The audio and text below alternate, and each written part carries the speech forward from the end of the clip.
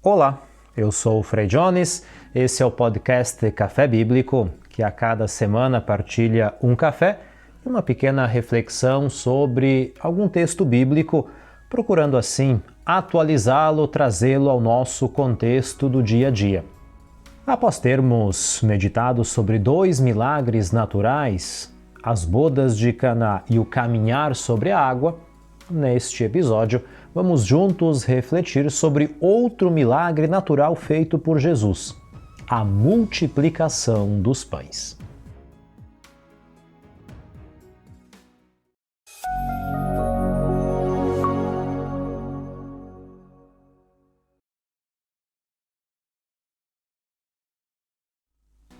A multiplicação é o milagre mais mencionado nos evangelhos, porque na verdade ocorreram 2 multiplicações.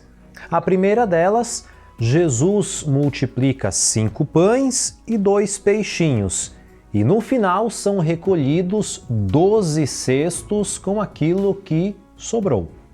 Na segunda multiplicação, Jesus utiliza mais uma vez pães e peixinhos, e nessa ocasião são recolhidos 7 cestos. Os 4 evangelhos, Mateus, Marcos, Lucas e João, falam da primeira multiplicação.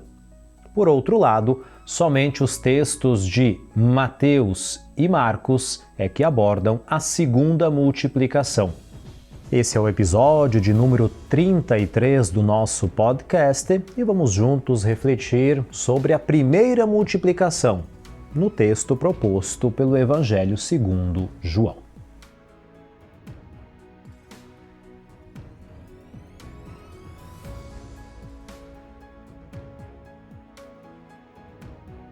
Evangelho segundo João, capítulo 6, versículos 1 a 14. Jesus passou para a outra margem do mar da Galileia. Uma grande multidão o seguia, porque tinha visto os sinais que ele realizava nos doentes. Jesus então subiu um monte e sentou-se com os discípulos. Depois olhou em volta de si e viu uma grande multidão que estava se aproximando. Então ele disse a Filipe: "Onde vamos comprar pão para todos eles?" Ele falava assim para colocá-lo à prova, pois sabia muito bem o que iria fazer. Logo Filipe respondeu: 200 denários de pão não seriam suficientes para que cada um recebesse um pedaço. André, o irmão de Simão Pedro, prosseguiu: "Aqui tem um menino com 5 pães de cevada e 2 peixinhos. Mas o que é isso para tanta gente?" Jesus disse: "Digam a todos para se sentarem." Tinha muita grama naquele lugar. Aproximadamente 5.000 homens se acomodaram. Jesus então tomou os pães, deu graças e os distribuiu aos presentes, e fez o mesmo com os peixinhos. Todos comeram à vontade, e quando estavam saciados, Jesus disse aos discípulos: "Recolham os pedaços que sobraram para que nada se perca." Os discípulos recolheram 12 cestos com o que sobrou dos 5 pães de cevada. Os que viram o sinal de Jesus disseram: "De fato, esse é o profeta que devia vir ao mundo."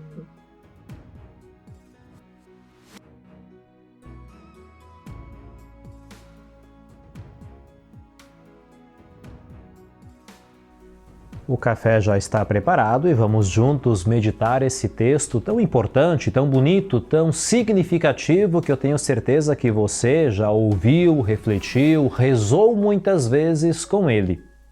Costumamos chamar este milagre de multiplicação, porém a palavra multiplicação daquilo que nós ouvimos não aparece no texto.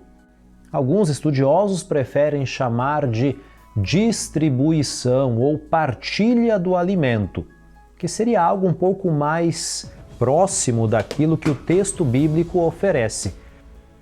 O dicionário Michaelis define um milagre como fato ou acontecimento fora do comum, inexplicável pelas leis da natureza, manifestação ou intervenção da presença divina na vida humana.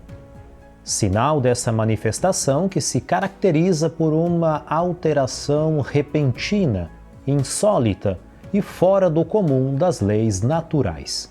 O milagre, portanto, rompe as leis naturais e não é explicado pela ciência.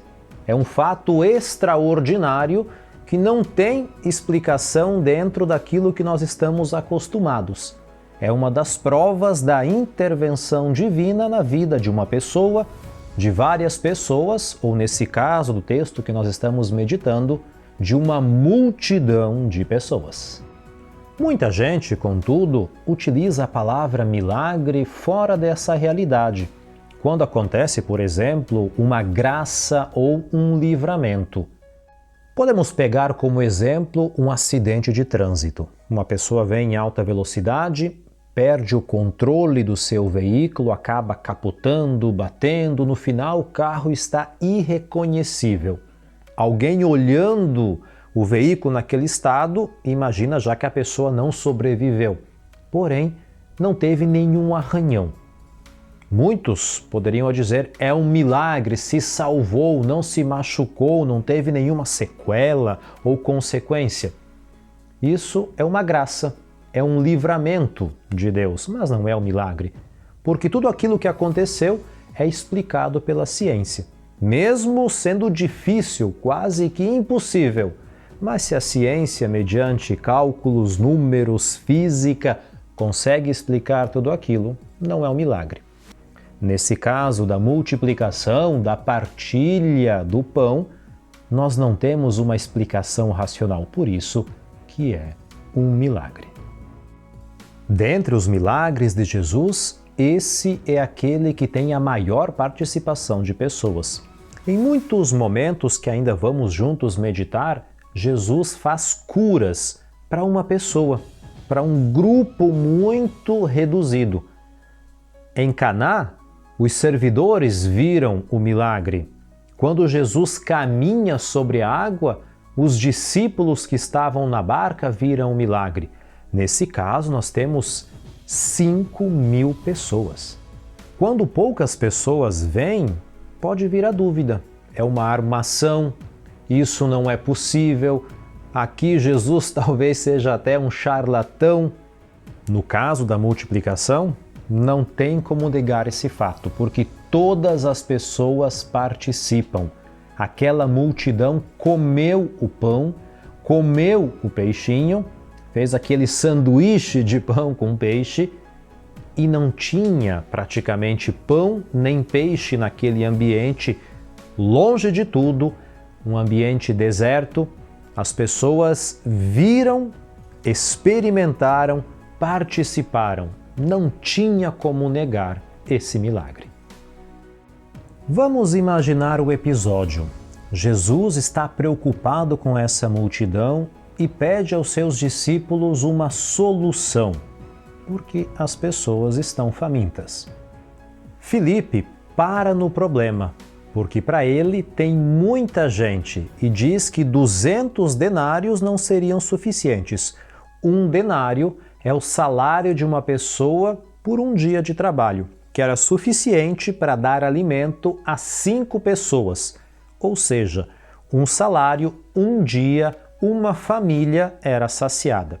Aqui podemos, portanto, imaginar que ele está fazendo alguns cálculos e não tem como recolher dinheiro suficiente para dar comida para tanta gente. Nesse momento surge um menino. Não sabemos de onde ele aparece. Porém, poderia ser um jovem, um adolescente que estava ali próximo, ouviu a resposta de Filipe e oferece, partilha aquele pouco que ele tem, o lanche que talvez a mãe tinha preparado para aquele dia, e ele, na inocência de uma criança, de um jovem, oferece os 5 pães de cevada e os 2 peixinhos, o alimento mais humilde, mais simples, porque a cevada crescia em todos os lugares, era muito barata, enquanto que o trigo era muito mais caro. O pão de trigo era até 3, 4 vezes mais caro naquela época. Os peixinhos mencionados eram o peixe mais simples também, que era pescado no lago de Genezaré, no mar da Galileia, e era muitas vezes mantido com muito sal. Um outro discípulo aparece aqui, André, e ele é um pouco snob. Ouve aquilo que o menino diz, mas a resposta dele é para dizer: tá bom, você colocou isso pra gente, mas essa quantidade aqui é irrisória, insignificante. O que dá isso para tanta gente? Os dois discípulos que falam não encontram a solução. Jesus, por outro lado, olha aquele gesto do menino e a partir daquilo que a solução vai aparecer. Aparecem aqui, portanto, duas situações muito diferentes. O menino oferece, os discípulos esnobam. Tem pouca comida e muita gente. Jesus quer a solução, eles param no problema. E agora é que o milagre acontece. A lei natural vai ser rompida e com esse gesto de partilha que o menino fez, Jesus vai continuar a partilha para dar comida para essa multidão. Jesus apresenta aos discípulos o problema do outro, o problema do próximo. Se nós olharmos a resposta de Filipe, é impossível ir ao encontro do outro, porque é muita gente. Na resposta de André, é impossível ir ao encontro do outro, ao encontro do próximo, porque aquilo que nós temos é insignificante. Os discípulos não agem. O menino tem uma ação. E é aqui que Jesus quer a ação dos discípulos. O milagre da partilha, da multiplicação, da distribuição da comida requer uma ação inicial. Ou seja, nós temos muita gente, nós temos muitos problemas, nós temos muitos desafios na nossa frente, mas o milagre acontece porque alguém quer partilhar. O milagre acontece porque alguém começa uma ação. A inocência de um menino e a ação de Jesus faz com que a engrenagem comece a girar. A partilha, portanto, é o milagre da ação. Não esperar ter os 200 denários, não esperar ter a quantidade suficiente, mas iniciar. Em tantas ocasiões da nossa vida, nós temos sim que fazer cálculos, temos que olhar o maior número de possibilidades ao nosso redor, mas em outras ocasiões é necessário iniciar. Aquilo que nós temos à disposição pode parecer no início insuficiente, não dar todas as seguranças que nós desejamos, mas é aqui que a partilha, que a multiplicação vai ter início. Jesus quer que os discípulos sejam pessoas de ação, que tenham a possibilidade até de arriscar, que não parem somente para fazer cálculos matemáticos, que confiem nas próprias forças, que confiem um pouco mais em Deus, que coloquem à disposição aquilo que eles têm.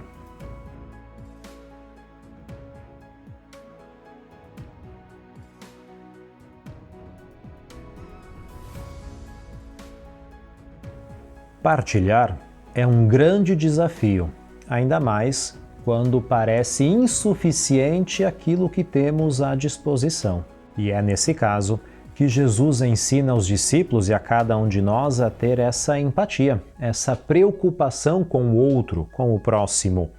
Olhe a realidade de quem está na tua frente.